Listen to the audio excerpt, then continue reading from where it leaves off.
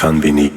1998, la French Touch déferle sur le monde. À New York, une soirée mythique s'organise dans un des temples de la house music, le Twilo. À l'affiche, les Daft Punk, Cassius, François K et Roman Tony. Boom-Bass de Cassius revient sur ce moment légendaire. Salut, c'est Hubert Boom-Bass, la moitié de Cassius. Aujourd'hui, je vais vous raconter la première fois où on allait jouer à New York avec les Daft Punk au Twilo, un club légendaire.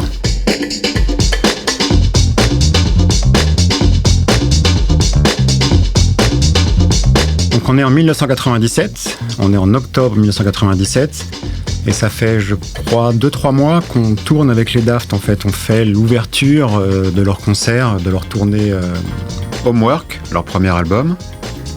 On est booké à New York dans un club qu'on connaît pas du tout, qui s'appelle le Twilo, qui est un énorme club hyper important, et il y a Cassius, Daft Punk, Roman Tony et François Kevorkian sur l'affiche. Moi, j'ai découvert le club House il y a 2 ans à peine, en 97. J'ai déjà habité à New York à un moment, et c'est vraiment là que j'ai pris la claque. Et donc, j'ai vraiment pas l'expérience encore du club de House. Et on est là depuis 2-3 jours à New York, on est toute la bande, et puis en fait la journée on va s'installer dans cet endroit, on va placer notre matos, on va voir un peu comment ça marche, et puis surtout on rencontre le patron, et là on découvre un endroit de fou. L'endroit est hyper grand, c'est une sorte de warehouse, repeint, réinstallé avec un matériel incroyable, des enceintes de fou, c'est le lupanar du DJ. Et il y a un mec qui s'appelle Junior Vasquez, qui est un DJ légendaire, qui fait des sets de 10 à 12 heures, qui a sa propre loge derrière le DJ booth avec son chiotte, ses disques, sa bouffe. Le mec nous raconte ça, il dit qu'il passe des sets de 12 heures, ce que j'ai jamais fait et que je ne ferai jamais, mais ça doit être incroyable. Et juste à côté de la loge, il y a aussi une salle qu'on appelle la salle des machines. C'est surtout la salle des amplis, qui devait faire 20 mètres carrés avec des machines partout de dingue. Donc ça, c'était fabuleux. Philippe était collé à cette pièce, d'ailleurs, on a eu du mal à l'en sortir. Et ensuite, après, j'ai vu aussi qu'il y avait une bande de 3 personnes qui repeignaient tout le club en noir et en blanc. Ils le faisaient toutes les semaines, nous a dit le boss, parce que bon, ils aimaient pas que le club soit sale. Je trouvais ça assez cool. Et le soir, on arrive tous ensemble au Twilo à Manhattan, sur la 27e rue. Et il y a une queue d'au moins 300 ou 400 mètres de mômes devant. Et là, on se demande si c'est la bonne adresse, carrément. Et on se dit, ah ouais, c'est pour nous. Et là, je réalise en fait qu'il est en train de se passer quelque chose aussi autour de la musique dans laquelle on fait partie. En fait, avec les Daft, on le voyait bien que c'était en train de prendre vraiment. Nous, on n'avait pas encore sorti notre album. Mais il y avait vraiment une sorte d'accueil sur ce mouvement. Là, c'était la preuve, on était à 7000 bornes de chez nous, il y avait une queue de 300 mètres. Donc on était assez, voire un peu stress en fait, l'air de rien tout d'un coup, ça devenait un gros truc.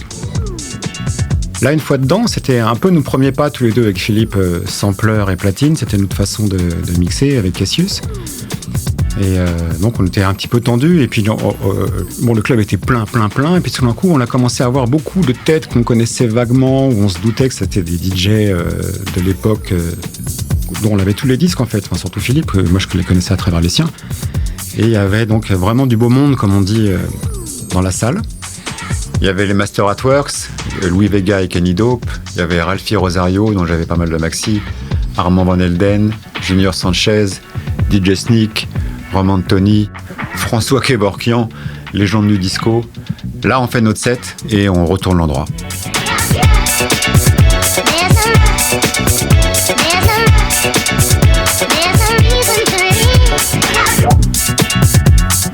Et à la fin du set, là, tous les DJ en question viennent nous voir, nous prennent dans les bras. C'est genre, waouh, les gars, il y a vraiment, c'est là où on se rend compte que la France attirait vraiment l'attention. Au-delà de ce qu'on contenait de faire, il y avait une sorte de hype autour de Paris et du DJing français en fait. On jouait ensuite Roman Tony, après il y a eu les Daft, qui eux aussi ont cartonné, mais qui étaient beaucoup moins DJ que nous en fait au départ. Ils étaient plus musiciens et axés sur la production que sur le DJing. Et ça, ils l'ont découvert en fait au fur et à mesure de faire des dates. Et je pense que on était, c'est des copains, ils le prendront pas mal, mais je pense qu'on était un peu meilleurs qu'eux en DJ. En 99, on sort l'album 1999 de Cassius. L'album cartonne, et en 2000, on retourne au Twilo. On y va pour une soirée respect, et cette fois, il n'y a pas les Daft, on y va en conquérant. On n'a pas la grosse tête, mais pas loin, quoi. On n'a plus le même stress que la première fois. On fait une fête hallucinante le jour d'avant jouer, ce qui est, c'est pas ce qu'il y a de mieux à faire.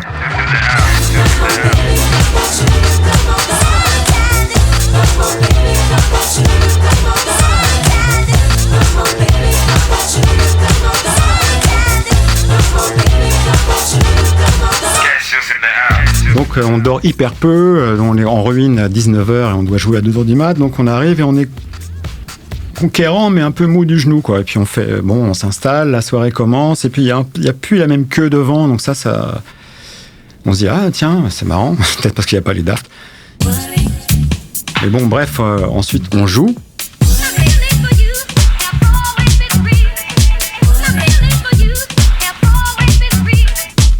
Et puis tout le set, il y a un truc qui est bizarre, on sent quelque chose d'assez étrange, qui est dur à expliquer, mais c'est pas que ça prend pas, mais des mecs qui viennent nous voir en disant « Ouah, plus fort !» et tout. Puis nous, Philippe qui est énervé, « Oh, va te faire foutre, qu'est-ce que tu pêchais plus fort ?»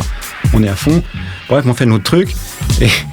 Et le dernier disque, en lendemain de fête, je vois Philippe qui fait une tête, mais genre le mec qui a envie de je sais pas, il avait envie de se faire mal à lui-même, et là il me dit « Non, mais je peux... » Je comprends pas ce qu'il dit et il monte le master fader, donc c'est sur la mixette, c'est le bouton qui contrôle le volume. Et en fait, il va de 0, on n'entend rien, à 20. Et en général, on met à 20 et là, il était à 15. Donc en fait, il manquait beaucoup de volume. Et à l'époque, il n'y avait pas un mec qui surveillait dans le club, que tu sois dans le rouge ou pas. En fait, tu faisais ce que tu voulais au niveau du son. Et les mecs ont dû se dire, ils ont peut-être pas envie de jouer fort. Et en fait, on a joué 2 heures pas fort, et donc ça n'a pas du tout pris. Inutile de dire que Philippe était excédé, et donc je crois que c'est moi qui ai pris, peut-être. Je me rappelle plus après. Mais en tout cas, on s'en est voulu à mort. Et on a payé, je pense, aussi notre... on était sûr de nous. Et à chaque fois que tu es sûr de toi, en général, trop sûr de toi, tu prends la douche froide, quoi. Alors là, elle n'était pas complètement froide, mais bon, elle était quand même un tout petit peu glaciale par rapport à la dernière fois. Et en plus, le club a fermé 2 ans après, en 2001.